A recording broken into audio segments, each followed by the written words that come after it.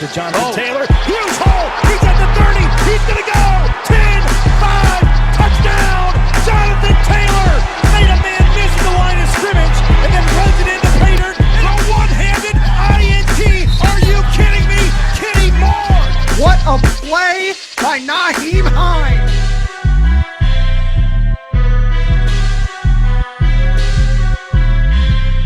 Horseshoe is back, baby. The horseshoe is back. What is going on, Colts Nation? Welcome back to another episode of the Bring the Juice Colts podcast. Well, pretty insane bombshell of news. The Indianapolis Colts trade for former second overall pick in the 2016 draft, Carson Wentz. The Colts trade a 2021 third-round pick and a conditional 2022 second-round pick that could turn into a first-round pick under these stipulations. If Carson Wentz reaches 75% of the offensive snaps in 2021 and 70% of the offensive, or if he makes 70% of the offensive snaps and the Colts make the playoffs. So, Andrew, I want to hear your initial thoughts of this trade. The Colts don't give up as much, I think, as maybe some people anticipated, because I know there were some rumors that the Colts could potentially have offered 2 second-round picks, so the Colts end up only giving away a second and a third, potentially a first and a third. Give me your overall thoughts on this trade for Carson Wentz. I love the trade, Cody. I do. I think it's a Chris Ballard staple, if you will. It's, here's my trade offer. I'm going to stand pat, and I'm not budging. And he laid it all out there. Third-round pick. I think some fans might be a little bit skeptical of the conditional second, which, as you mentioned, given those terms, could potentially turn into a first. I would maybe counter-argue and say that if the Colts find their quarterback of the future, then they would happily give up a first-round pick next year. They keep their first-round pick and second-round pick this year, which I think is absolutely huge because they have needs at left tackle and corner. And now if they would need to, they can use those picks to go address those needs. They still have, if my memory serves me correctly, about 47 million in cap space. That's still top 5 in the NFL. So they're set. They're set, I think. And the other thing I'll say about the trade is this, Cody. If Frank Reich, who has gotten pretty much everything that fans could have asked for out of all the quarterbacks he's had, Luck, Brissett, Rivers, and I think he can do the exact same thing with Carson Wentz. I mean, he was his offensive coordinator in Philadelphia the year that he was supposed to be the NFL MVP had he not torn his ACL. I understand the skepticism behind it, but this, to me, reminds me a lot of the Phillip Rivers deal last year in that he's coming off of a really bad season. You're a bit skeptical. You're kind of like, is this going to work? I don't really know.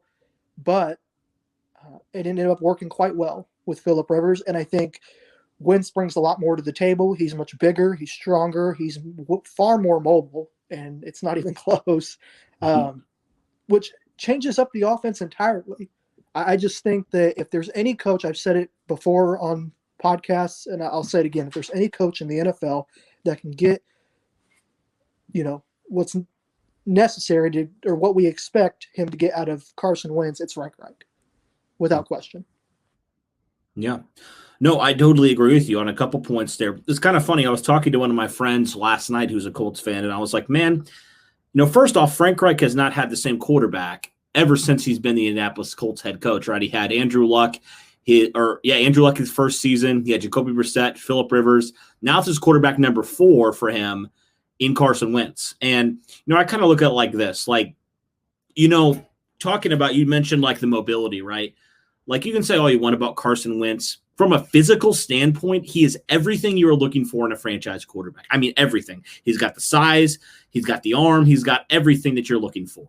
Now, obviously, the stats won't reflect that, and we'll get to that. It wasn't a great season for Carson Wentz in 2020. Really wasn't a great season for him in 2019 either, but he's got everything that you need. And I was telling my friend, back to my point, I was like, I just want to see Frank Reich with a very talented quarterback, like a young, talented quarterback, right? He hasn't really had that. And you can say what you want about Jacoby Brissett, but I think he's kind of shown what he is, right? And we know Phillip Rivers was on the edge of 40, probably the most immobile quarterback in the league last year. And I thought during that Buffalo game, especially, I was like, man, Phillip Rivers obviously played really well in that game, but I was like, can you imagine the Colts with a quarterback that could actually do things with his legs? He doesn't have to be Lamar Jackson, not even Josh Allen. Just a quarterback that can get out of the pocket and do what we saw. Sorry to bring back some old wounds, but do what we saw Andrew Luck do his first year with Frank Reich and who in his entire career. So for those standpoints, I'm kind of looking at this compensation. People will say, well, man, the Colts gave way too much for Carson Wentz. He's complete garbage. I kind of look at it like this, Andrew. All right, so it's either you get Carson Wentz, you go get maybe Sam Darnold, you get Cam Newton, you get Jameis Winston. I mean, with the connection with Frank Reich, I'm taking Carson Wentz all day. I really am. I'm taking him all day because he's got that connection, and people seem to forget very easily 2017, what he played like an MVP under Frank Reich. And then obviously Reich left to be the Indianapolis Colts coach. And what happened? Carson Wentz and the organization kind of crumbled around him. So for me, I kind of look at it like, man, this is just a really solid trade because either you're going to sign one of those guys, you're going to trade up in the draft, and those guys aren't even a sure thing either. Right? But you're going to trade up. You're probably going to give away multiple first-round picks. And this trade, you're not giving away one. You may be giving away one. You may not even be giving away a first-round pick. And for the prospects that you would potentially be getting there at 21, you didn't even give away 21. But for the, say the Colts didn't make that trade and they drafted somebody at 21. Ballard has even said as much, Andrew. Probably not going to be a guy that you really want. So I kind of look at it like you really didn't give away a whole lot for if he is if he gets back to that form, you look at it, you give away a first-round pick, who cares? You're giving away a late first-round pick for your franchise quarterback. I really do not mind this trade one bit. And I know the Eagles also were eating about $30 million of the dead money there. So the Colts aren't paying Carson Wentz that entire contract that the Eagles signed him to, that extension they signed him to a few years ago.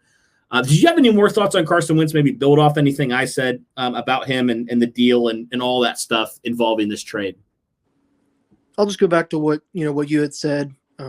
I love this deal. I do. I think it's absolutely. It is. I mean, like I said before, it's a Chris Ballard staple. It's here's the move, here's the compensation, and we're not budging. And this obviously took a couple of weeks to get done. The suspense, the anticipation around it, I think was sort of getting to a lot of Colts fans, and understandably so. But like you said, Cody, his upside is it's a high risk, high reward type of move. But at the end of the day, like you said, the compensation they gave up was, next to nothing. You said it. If the Colts go to draft a quarterback at 21, or let's say they, draft somewhere close to that next year, it's not going to be Carson Wentz, and you said that, Ballard had said that as well. And I look at it from this perspective too, Cody. Let's say the Colts didn't trade for Carson Wentz and they tried to move up and get a Zach Wilson or Justin Fields. Those guys are probably going to be top 5, top 10 picks. And there's a chance that you're going to have to mortgage more draft capital to move up and get one of those guys, which you had mentioned aren't surefire home runs. Right. Yeah. Than you did to trade for Carson Wentz. So to me, this is it's a win-win. I hate to sound redundant, but like I said, if there's any coach in the NFL that can revive Carson Wentz's career, if you will, it's Frank Reich, without question. And you mentioned his mobility, absolutely huge. As I said earlier, it changes the offense entirely because you go from an absolute statue in Phillip Rivers to a mobile quarterback in Wentz. And you look at where the NFL is moving towards, Cody. Your Lamar Jacksons, your Patrick Mahomes, your Josh Allens, all those guys can make plays off script, out of the pocket, and that is so, so, so important in today's pass-heavy NFL. Yep. That's what Carson Wentz does, man. He does that. He really does. He's a quarterback that will make plays that are unscripted, and you just can't teach that, man. You just can't. That's just a thing that some quarterbacks have, some quarterbacks don't. Carson Wentz is one of those guys that has that talent that can do that. And then the final thing I wanted to kind of talk about before we wrap this one up, we already mentioned we think they can now address left tackle, cornerback, maybe even pass rusher in that first or second round. How much do you think this potentially helps the Colts now luring some free agents in? You think some of those wide receivers like, Allen Robinson, Kenny Golladay, Chris Godwin, some of those names, even Hunter Henry's been rumored, and Zach Ertz, the former teammate of Carson Wentz now. How much do you think this helps the Colts potentially attract some more weapons in free agency to add to their team? Not even just from a receiver standpoint, but even like just other pieces on this team as well. Well, I think it makes the Colts a huge attraction for free agents, wide receivers, tight ends, defensive players even. I think this is a team that free agents can look at and say, they're ready to win now. I understand that Chris Ballard has recently said that he doesn't really feel like they're in their window just yet, and that window might be cracked. But if I'm Carl Lawson, Hunter Henry, Allen Robinson, Kenny Golladay, and I see what the Colts did with Phillip Rivers last year and that top 10 defense and a top 3 offensive line and absolute monster in Jonathan Taylor in the backfield, and you have really, really solid weapons in Hilton and Pittman and a healthy Paris Campbell, to me, if I'm a free agent, it's a top 2 or 3 place that I want to go to. Yeah. Oh, for sure. And I guess I said the last thing, but I just had another thought here. How big do you think it could potentially be for Carson Wentz? We know how bad Philadelphia has been. We even saw more and more of it as the season progressed. From a coaching standpoint, from an upper management standpoint, it seems like the Eagles are a mess right now. How big do you think it is? Well, first off, just going to a new place, getting a fresh start, but having a stable organization around him, a stable team, a good running game, a good offensive line, solid receivers, potentially adding there, and just a GM that believes in him. How big do you think that is for Carson Wentz and his confidence going forward? Because 2020 was not a good season for Carson Wentz statistically. It wasn't. He was the bottom of the league in a lot of categories. But how big do you think it is for Carson Wentz to now know there's a team that has his back, and they prove it because they gave away some draft capital, and also they have the talent surrounding him to potentially get him back to form? Well, I think it's absolutely critical for Wentz from a psychological standpoint. There have been reports that have come out around the NFL that said, Carson Wentz was maybe a bit drained in Philadelphia, that there were some relationships that had been kind of gone sour, if you will. And I think now that he's returned with Frank Reich, and he's got a coach and a GM and a team around him, as you said, that is going to believe in his abilities and going to believe that whatever Carson Wentz has going on from a physical and psychological standpoint, that can be fixed. And if I'm Carson Wentz, I mean, you have to feel there's this boulder, I believe, that has just been lifted off of his shoulders. I mean, he was carrying all of this weight within the Philadelphia organization because so many fans were expecting him to be this generational quarterback, and then over these last few years, he wasn't that. As you said, his numbers did not reflect that by any shape in any shape or form. And so that I mean, it's huge. Coming to a team like you said that believes that he can be that quarterback the Eagles drafted him to be is big. Yeah, and I could even speak, and I'm sure you can too, Andrew, speak from experience, going from I've worked at a couple different places in my life, right? And I've been at one place where I didn't really feel like I was supported and maybe not even felt like I was wanted at certain points. And then I've been on the flip side, and it's such, it impacts you. It impacts you when you realize, oh, I don't know if I believe in this organization. I don't know if I believe in what we're doing. I don't know if I can trust anybody here. You know what I mean? Like, I've been there. And then I've been on the flip side where I know that people have my back. I know that people are going to support me. I know there's a good support system around me. I mean, it has helped, and it's helped me thrive as a person and what I do. And I know, who knows what's going to happen with Carson Wentz? It could end up he can't get back to his 2017 form. It may happen. I'm not going to say, boom, he's going to all of a sudden be a top 10 quarterback. No, I'm not going to say that.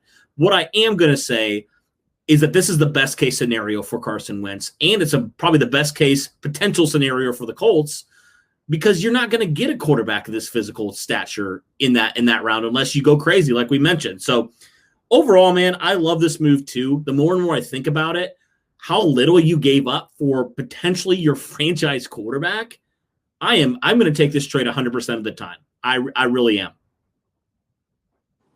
I completely agree. I think this is a win for the Colts in so many ways, without question. All righty, that'll do it for our thoughts on the Carson Wentz trade. I know this is going to be a very controversial trade. I've already seen people say he's trash, and people on both sides of this, kind of similar, Andrew, like you mentioned, to that Phillip Rivers signing a year ago. There was a lot of fans who were really against Phillip Rivers coming to Indianapolis. A lot of people came around. So if Carson Wentz can, turn it around, hopefully those haters will come around eventually as the season progresses. But that'll do it for this one, guys. Thanks for tuning in so much. And as always, go Colts.